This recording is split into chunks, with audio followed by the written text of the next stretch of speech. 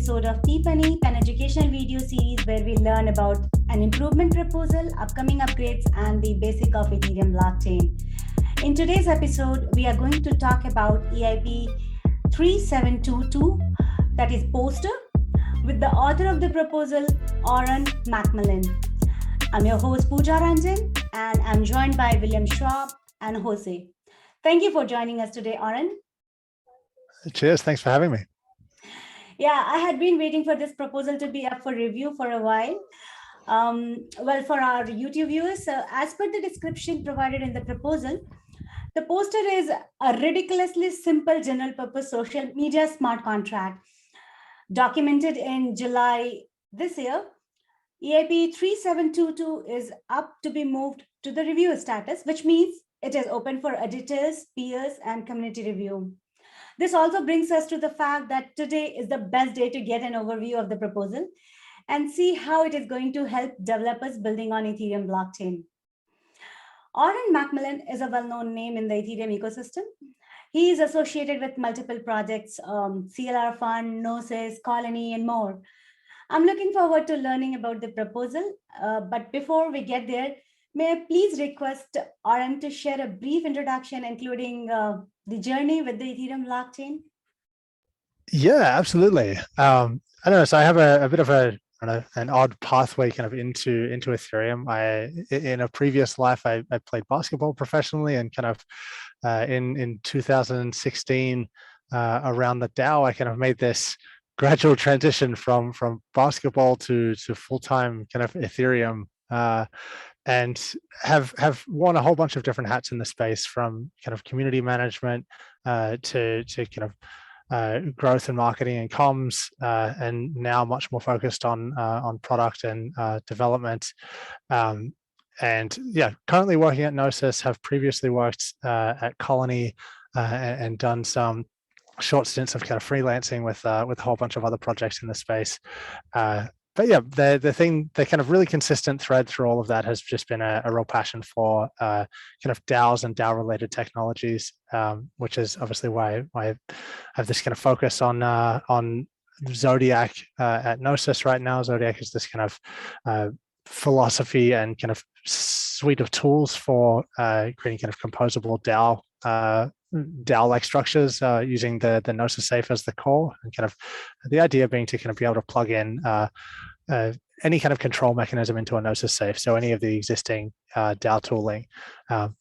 That's beside the point for today, though. Obviously today we're talking about Poster, which it's kind of something that it started out just as a bit of a pet idea, and I don't know, sat in the back of my head and grew until eventually after kind of chatting it out with a handful of other people, we realized it may actually be a useful kind of primitive to play around with and open up some interesting functionality. Yeah, so I guess what's the format here? How do you guys want to go about this? So I assume you would like to provide an overview of the proposal, so you can screen share and talk about that, and then maybe in between, if we have any question and if you're okay taking it, it's fine. Otherwise, we can bring the questions at the end of the talk.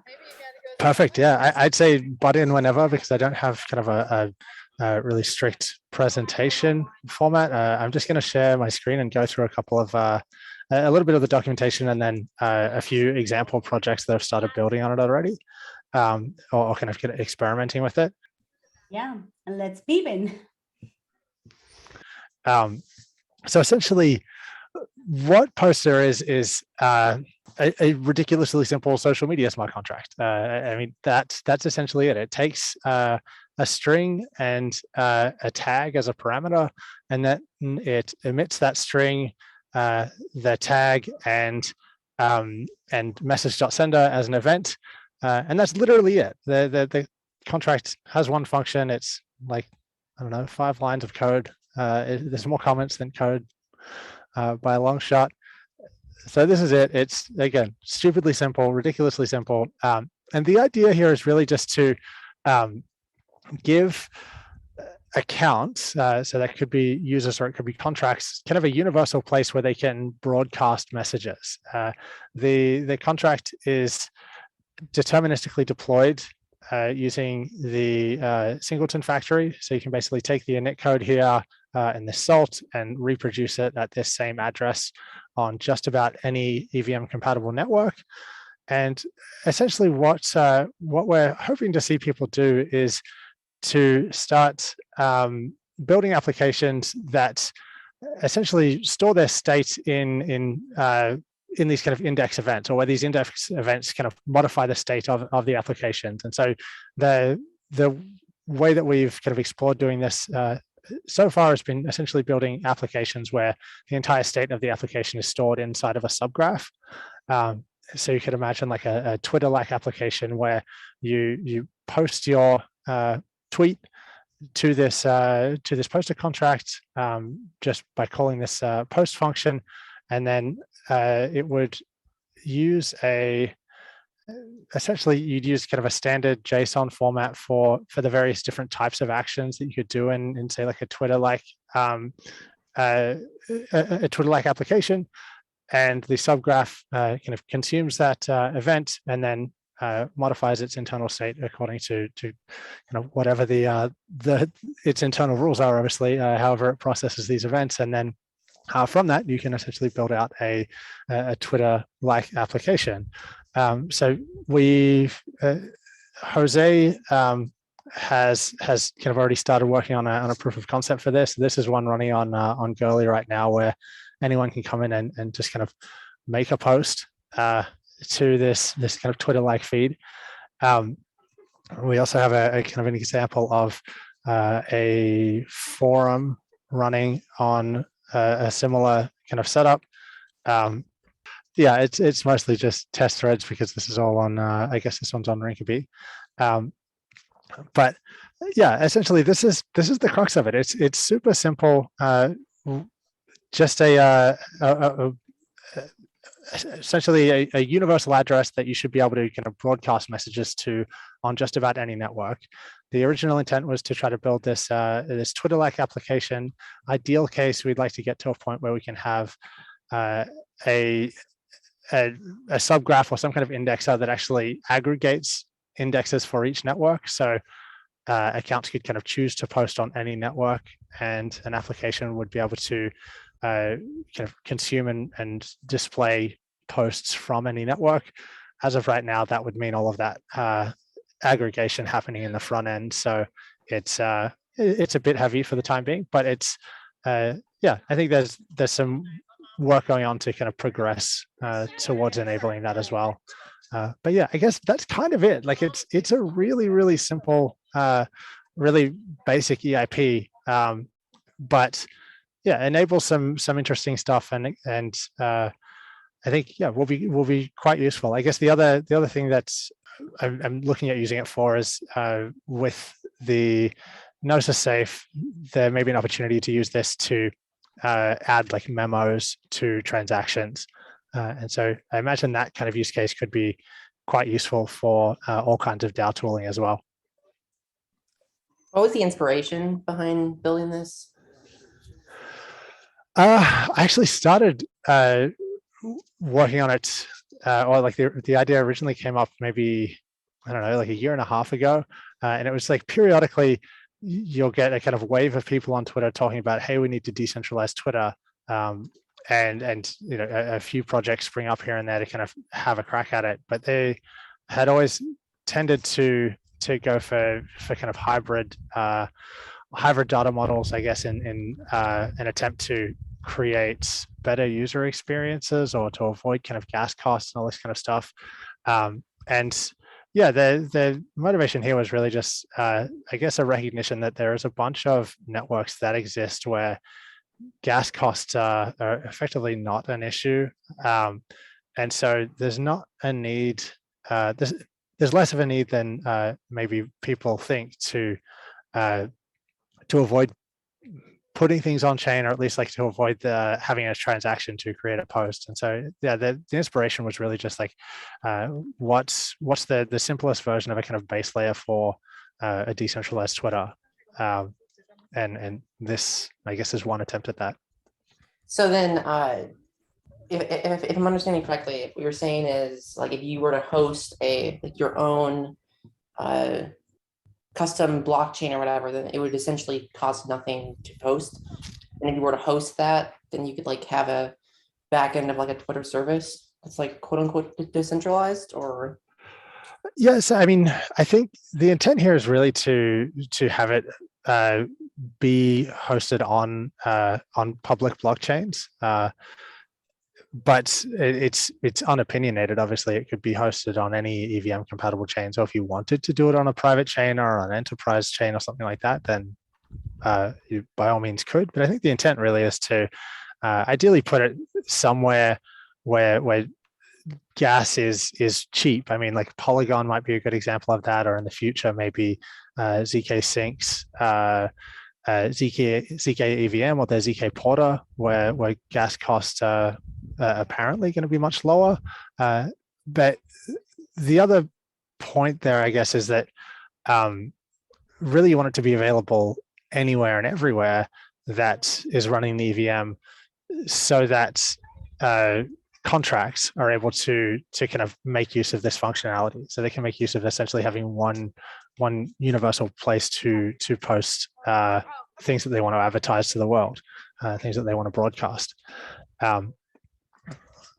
And I think kind of from that point of view, like the gas costs are really up to the gas costs that you choose to incur as a user of this are really up to which execution environment you deploy to, or which execution environment you want to interact with. So the right now, like taking a look at the EIPs, so the basic, I mean, concept, correct me if I'm wrong, is to basically use the events as kind of the way that the messages are broadcast. Do you anticipate that this means that it really that it needs things like graph support or subgraphs in order to be able to aggregate the information, or do you think that it's also possible with like kind of bespoke indexers? Yeah, I mean, obviously, it requires some kind of indexing, or it may require some kind of indexing. The addition of a tag that is this was a recent addition to the EIP, a second variable, which is just a string, and then that emits an indexed tag. The intent of that is to make it easier for applications to kind of make use of this with just like an RPC node. That way they can filter by tags to find posts that are kind of relevant for whatever their use case is. Right, exactly. But I think the for kind of bigger applications, if you're having any kind of real volume run through it, then yeah, you probably need to use some kind of indexer to make sense of the content that's being posted. And so that might be a subgraph, or it might be some other indexer. We've certainly looked at like we've been targeting using subgraphs for it. So maybe just some general questions about kind of stuff like you were mentioning before, Twitter on the blockchain and all of that. I think probably the most complained about lack of a feature on Twitter is the lack of an edit button. So of course, many ways to simulate edit here, but I think kind of at its core, there's like a deeper question here about social media, which is people like being able to delete their tweets, for instance. They wrote it when they were drunk, they were tired, they were angry, the cases, they want to get rid of it. How do you feel about social media on an immutable ledger, where that is literally going to be like carved into the entire network forever? Yeah, I think it's an interesting problem, and kind of philosophically, I guess the way that I tend to view it is that like once you put something out onto the internet, there's a really good chance that it persists for a really long time anyway. Maybe not forever, but you know, if I mean, for anyone who is, I don't know, beyond some I don't know level of notoriety, then yeah, it probably will persist for all practical intents forever, regardless of whether they delete it or not. You know, if you put something out into the wild, there's a really good chance that someone archives it. It ends up on Wayback Machine or something like that. And so the ability to kind of delete something is really just hiding it from an interface, or kind of erecting some barriers to it being visible. And so I think like you can replicate that flow, but I think it's just making like by putting it on a blockchain, you're making it much more explicit that the things that you put out here are going to exist forever. And so yeah, maybe be a little bit more cautious than you would be when you have this this security blanket of thinking you can delete it. Yeah, that's really well put. People in security, like not blockchain security, even out there security, say that we've definitely crossed the point where it's easier to keep something than to actually really delete it. So yeah, that's a really solid point right there. There's been a lot of talk of messaging protocols, like decentralized messaging protocols, since the early days of Ethereum. Originally, Gavin Wood proposed kind of the three-part Ethereum swarm list. There have been other kind of decentralized messaging protocols. Do you see those as playing a part with something like this also, or do you see that as being just kind of different things, like different tools for different ideas? Yeah, I think the way that I've viewed that is like, so I guess the current instance of what Gavin had suggested early on is Waku, right? That status and I forget what the other it's been even status. Status, and then there's another some, organization that they kind of organization incubated, right? out. Yeah. I know what you're talking about. I don't. Yeah, off the top of my head, it starts with a V, I think, but I can't remember exactly what it's called. But yeah, so like Waku is that, and I think like I would see that as being useful for kind of real-time messaging, things that are going to essentially move back and forth in effectively real time, where you're not having to wait for block confirmations for posts to show up or anything like that, and when there's no real need for persistence beyond when the person consumes the message, or maybe some kind of local cache that the recipient kind of keeps on their device, whereas poster I would see as filling, or something like poster I would see as filling the use case where you want to kind of advertise this thing to the world, and you want it to exist indefinitely. You want that post to exist indefinitely, and it's not as important for it to show up almost immediately after you hit send. I think there's a subtle but important difference between those two use cases. Interesting.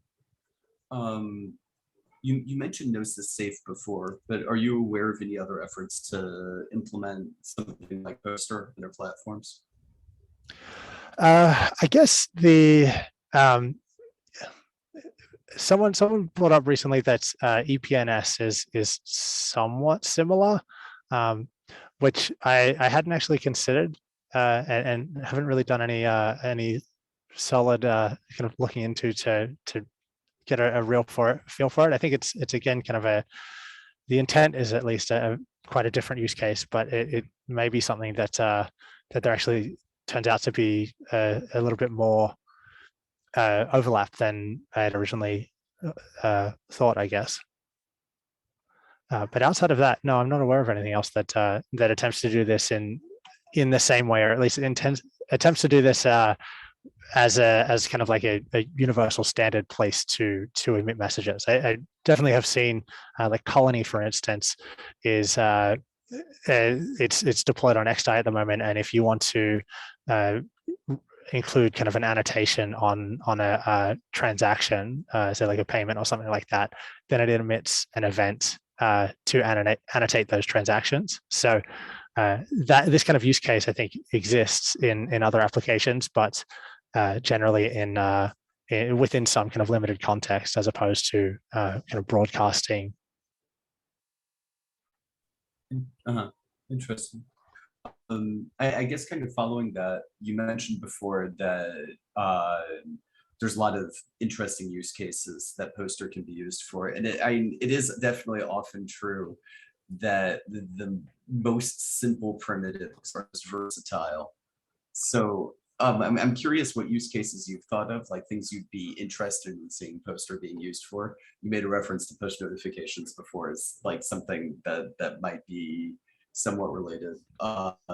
Like what other interesting ideas do you have? Like what other directions would you really want to see Poster taken in? Yeah, so the things that we've kind of explored, just as ideas, are obviously the decentralized Twitter concept, a decentralized forum kind of concept, and those two things now have these proof of concepts running. Beyond that, another idea that we've been thinking about is essentially using it as a way of building registries. So for Gitcoin and ClearFund, we have this problem where projects are having to come in, create a profile on Gitcoin, create a profile in ClearFund, and now as kind of more funding or grant allocation protocols start coming online, things like Open Ethereum, Optimism's retroactive public goods, you have kind of similar things where there's now a registry of grants that are kind of eligible to receive funding from there.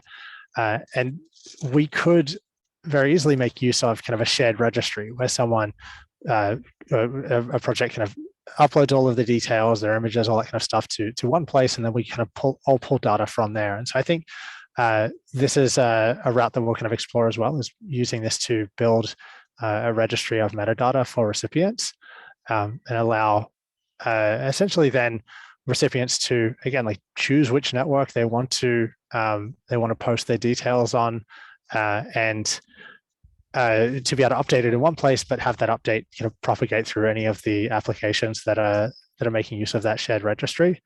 So yeah, that's another use case that we've kind of been exploring. I think another one that would be useful is, well, I guess like that registry thing is kind of just a primitive in and of itself. Like you could have a registry of just about anything.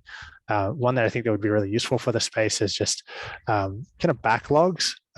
So you think about tools like Canny or Nalt, where you essentially just have this backlog of kind of community submitted proposals that community members can kind of come and upvote and comment on and things like that. There's no version of that kind of works well in the context of DAOs. Essentially, this kind of goes for most SaaS products, but this seems like a lower hanging fruit in terms of a SaaS product that you can actually build in a way that replicates the permission model of DAOs and would be kind of useful for DAOs. In that you could have this kind of registry set up that a DAO can kind of control the permissioning on, control which accounts get to kind of moderate this thing, move cards through their various statuses or whatever. So I think something like that could be really interesting. Dennison from Tally, when I first started kind of shouting about this idea on Twitter in this cycle of the decentralized Twitter debates, he immediately jumped in and started building out a token in a subgraph, essentially building out all of the kind of instructions for what you would do with the token, kind of the transfer and balance of and all that kind of stuff, as commands that you would submit via this event, and then essentially like track balances within a subgraph. And so yeah, like really, because you can treat this as a way of kind of having essentially an address send a message to a database, then you could do anything you can do with a database with it, really. Very interesting. It's interesting. I'd planned on following up with a cross-chain question. Then you really got, I'd say, deep into the cross-chain woods there. So I thought of asking about like a poster. I see you've written that in the EIP that you've written that you've deployed to a number of different networks, and it does like, and it's interesting to hear the cases of value for being able to kind of connect messages from one layer or another side chain or whatnot to another. That even if you have a user who's signing messages on, say, Polygon, that maybe that message could still get aggregated into or viewed, known to, I guess might be the best way to say that, on another platform. You mentioned DAOs, and for me, I think it's also interesting to think we're at a point where a number of platforms like app layer platforms are on multiple protocol layer platforms. So you've got like OpenSea on Polygon and on Ethereum mainnet. You've got Sushi on a bunch of, you've got Aave on a bunch of chains. I don't know that I have the use cases like really clear in my mind right now, but at least my instinct would be that the ability to have lines of communication inside one platform that's deployed on multiple blockchains could also be useful. There was an interesting post on Twitter recently, even not so recently, about the need for NFT marketplaces to have some level of messaging in them. And I see that Rarible yesterday announced that they're rolling out a feature like that. I wonder if this could play a part in that also, like just being able to have kind of a communication layer inside even something like an NFT marketplace, which at first glance isn't necessarily about communication. Yeah, that's definitely an interesting use case. So I guess I could imagine, like, so we already have this forum kind of proof of concept, and I can imagine embedding something like that into a marketplace. You know, potentially you have some thread, that's attached to or references, any NFT that's on this marketplace, and so gives effectively a message board to any piece of art, or alternatively, potentially there's a way to facilitate messages to users within the context of that platform. I guess, yeah, depending on the type of messages, it's like we talked about earlier, maybe not the right technology. Like maybe something like Waku makes more sense if you're trying to go fully decentralized. But yeah, I think if the use case is kind of message board and where you want those messages to be persistent, then yeah, I could absolutely see this being useful for that, and agree that the fact that it can exist and is kind of intended to exist across any kind of EVM deployments definitely lends itself to that use case, especially for applications that are looking to now exist across multiple execution environments. Thank you very much for this overview and answering all these questions. This is indeed an interesting proposal, and have received a decent number of comments in the discussion tools section, the Fellowship of Ethereum Magician. I also have a couple of questions for you, but those are not that technical in the weeds of technology. Just generally curious, why did you choose the title of the proposal as poster? Generally, we see that an EIP comes with 2-3 words or more, and this is just simple poster. What was your thought behind just one word? I guess, I don't know. I'm not sure why I did that with the EIP. That was just what I'd labeled the contract, and I think maybe it was wanting to just really be consistent with that branding and make it something that you could easily reference it as the EIP, as in like the EIP-3722 poster, or kind of just talk about it as poster. So I think, yeah, just wanting to kind of solidify that as the way that people refer to this this concept and this kind of specific instance of it. Well, that's very interesting, because it is generally very difficult to remember the entire name, and poster is quite simple and we can remember it easily. My next question is about EIP-2470, that Singleton factory. I saw that in the discussion, it was mentioned quite a few times, and as I understand, the proposal is deployed on the multiple network using this Singleton factory. But unfortunately, this proposal is in the stagnant status, maybe due to long inactivity. I'm wondering, what do you think the Singleton factory proposal? Is it required for 3722? It's required for us to deploy to the same address on any network. It's not required that it's actually an accepted EIP. Like the factory exists already, and it's trivial to deploy it to any network. And so it's really just like a method for having these deterministic deployments, being able to deploy to the same address anywhere. And so because, I mean, regardless of its EIP status, because this information is there, because I can take the essentially raw transaction bytecode and broadcast a transaction on any network to deploy the Singleton factory as is, and I can make use of it, or we can make use of it to kind of deploy an instance of poster at the same address on any network. This actually came up in a chat earlier this week, why I didn't use hard hat deploy for this and instead had used a kind of custom script that makes use of the Singleton factory. And it's, I guess, a bit twofold. One, because when I first wrote it, I don't think hard hat deploy was a thing, or at least wasn't kind of widely used yet.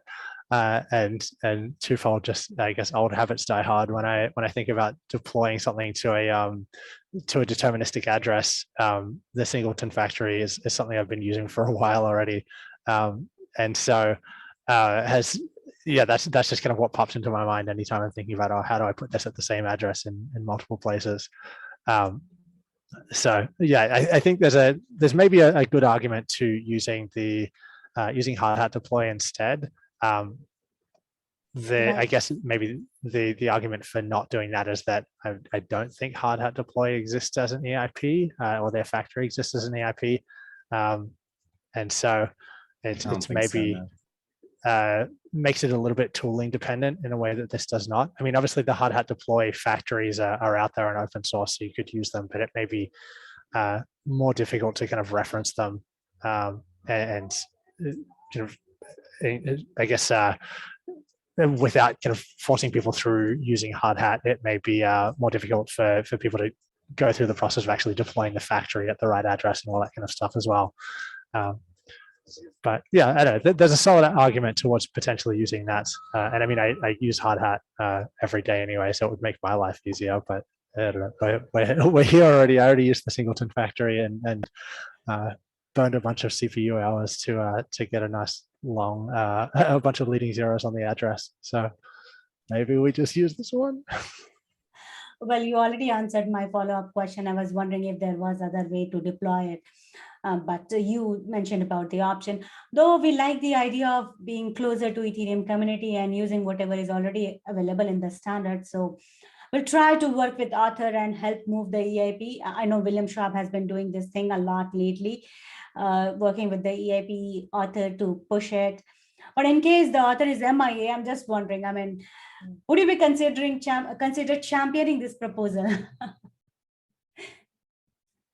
Yeah, I'd be okay with championing it. I think the author of the Singleton factory proposal is still out there, still working on Ethereum stuff. So I'm sure we can track them down and get them to keep moving it forward. But if not, I'd be more than happy to champion it. It's a really useful EIP, I think. Yeah, that's nice to know. We'll get back in touch with you in case we are not getting in touch with the author, but we'll try to find the author first. Thank you. My next question is about the content size limit. If I get it correctly, the proposal is intended to use as the base layer for like decentralized social media. You mentioned about Twitter with minimum and constant gas cost, maybe. Twitter provides a 280 characters limit, and I'm curious, what's your thought on the content size limit? Does the proposal provide flexibility on the content size? And if it does, how does it affect the gas cost? Yeah, so the contract itself does, it's totally agnostic to the size of the content. I mean, whatever you can fit in the gas limit is the limit of the content that you post. I think any enforcement of character limits or content limits or anything like that would have to be on the application side. And so I think part of the intent of this proposal is for people to kind of rally around or kind of create standards for different types of content that would be posted so that it can be easily consumed by multiple front ends. In an ideal case, a lot of the kind of argument towards creating a decentralized Twitter is so that you could have essentially client diversity. So you could have multiple instances of applications that are serving this shared or kind of publicly available data. So were that the case, I guess there's two ways you could handle that. One is like if you say had a shared subgraph that kind of consumes the event and then populates the application state for this kind of public Twitter-like application, then you could either have the subgraph enforce that character limit, or you could have the individual clients enforce a character limit. Yeah, there's kind of pros and cons to either case. I'd probably lean towards doing it on the subgraph level, just so you can guarantee a more kind of consistent experience between applications. But yeah, at the contract level, it is totally open. It doesn't want to enforce any character limits or restrictions. Interesting. One of my next questions is like implementation of this proposal in other EVM or L2 chain. We discussed about like anyone is free to use it. We have seen that generally EVM-based blockchain use some of the EIPs to implement on their blockchain to enable support to the user. And this is an open source ecosystem. People are free to choose. I'm interested in learning as an author. Do you see this proposal being helpful for other EVM or L2 chain? Yeah, absolutely. I think like realistically, it's most likely to be used on layer 2s or EVM chains where gas is cheap. If it were ever to be used for something like Twitter, for instance, it would almost certainly have to be on a layer 2 or another a side chain or something where gas costs are several orders of magnitude lower than mainnet. I would imagine that the only cases where it's useful, or I shouldn't say the only, the cases that it's obviously useful on mainnet are things like contract accounts, say like a DAO's account, being able to broadcast something to the world. So it's like in that case, maybe there is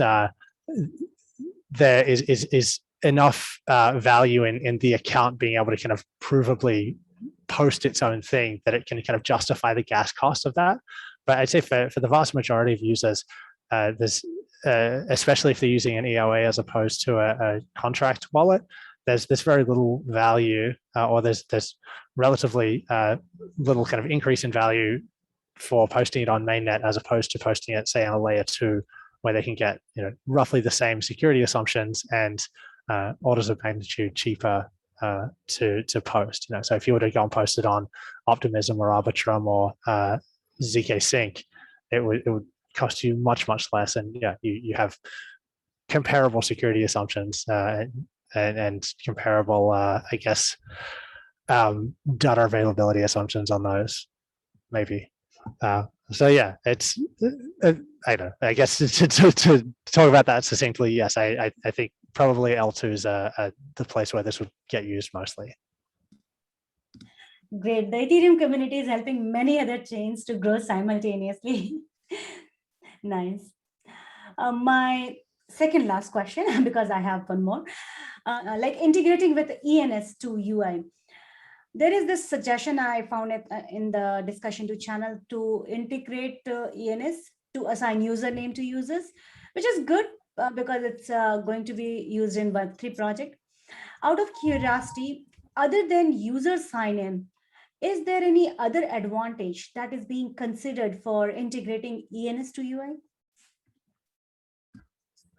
I haven't put a ton of thought into it, honestly. I mean, I think the obvious use case is just using ENS as one route to populating kind of user profile. So if the user already has an ENS profile and they've already set an avatar and a username and or kind of any other details on that profile, then yeah, being able to just use that rather than having them kind of create a profile somewhere else is ideal.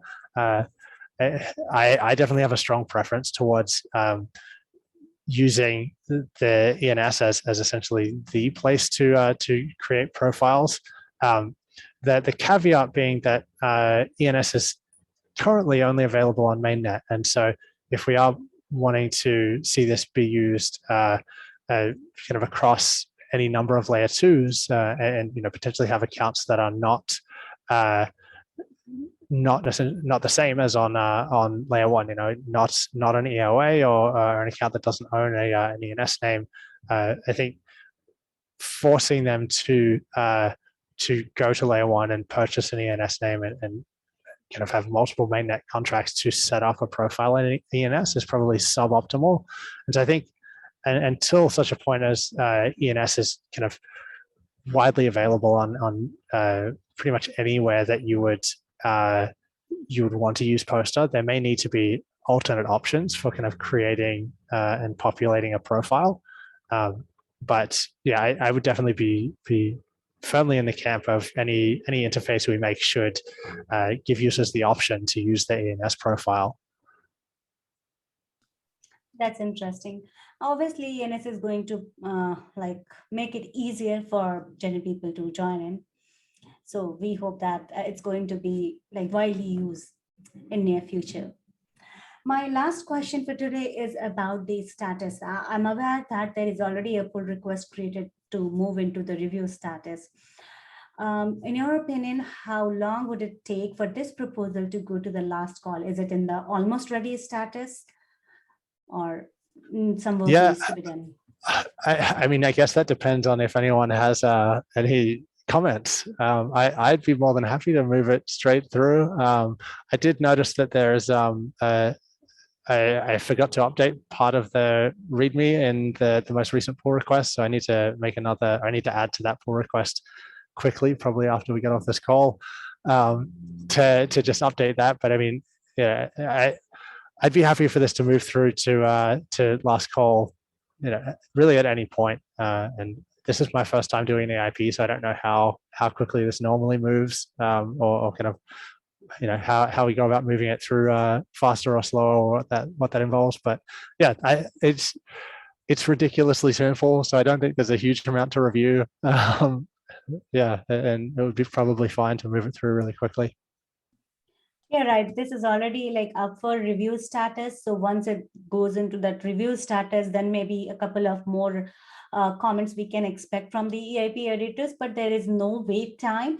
It entirely depends on the author. If he thinks that the proposal is ready to be moved to the last call, there would be a duration of 14 days. That's a wait time that is needed there before we can move it to the final status.